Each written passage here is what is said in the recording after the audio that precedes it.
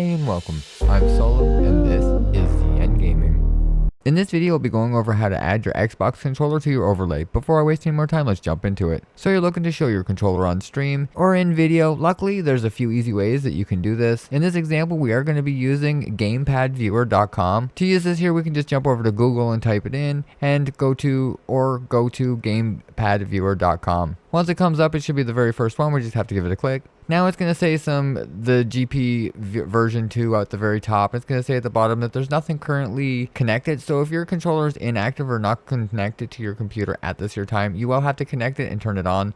Once it's turned on, or if you touch any button, it should show up automatically. Once it's on, of course, and you push a button, it'll say currently viewing, and now we can just go to player 1. Now it's going to show the Xbox. You can pick between the white and the black theme for the Xbox, and you can even go back and pick the Xbox 360 model, but I suggest picking the white or black of the Xbox and push everything, make sure it all works. As you can see, it's showing up, everything's working. Everything seems to be working fine. Now, if you do happen to have any issues with your controller connecting, I do have a video of how to set up your controller. So if it's your very first time connecting your controller to PC and it's not working, I'll definitely leave a link to that in the description below. So if you're having any problems, I definitely suggest checking it out. But after pressing a few buttons and having it selected, we have player 1 and the theme. From here, we're just going to click this here hamburger menu, and we're going to go down here to where it says generate link.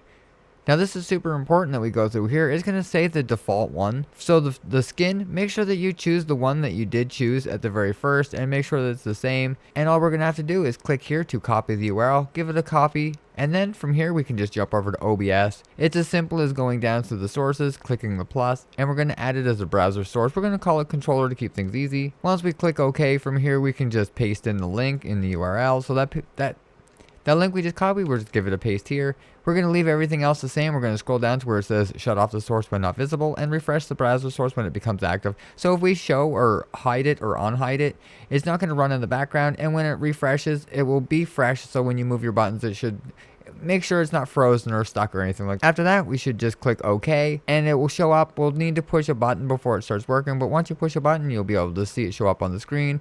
And you should be able to see in real time the inputs that you're using. If you don't, like I said, you might have to set your controller up correctly. Make sure the firmware is up to date. And that's the only other thing I can think of. Make sure you place it where you want. And that's about it for this one here. You'll be able to place it anywhere on your overlay. And that's as simple as it was to add a controller to your overlay. And that's it for this one here. I just wanted to make a fast and easy way to add your controller to your overlay in OBS. If you're interested in more videos like this here, definitely get subscribed so you don't miss it. And if you think I forgot or left something out, definitely leave it in the comments below. And if you like or found the video helpful, hit the thumbs up and get subscribed for more content. Thanks for watching. Bye.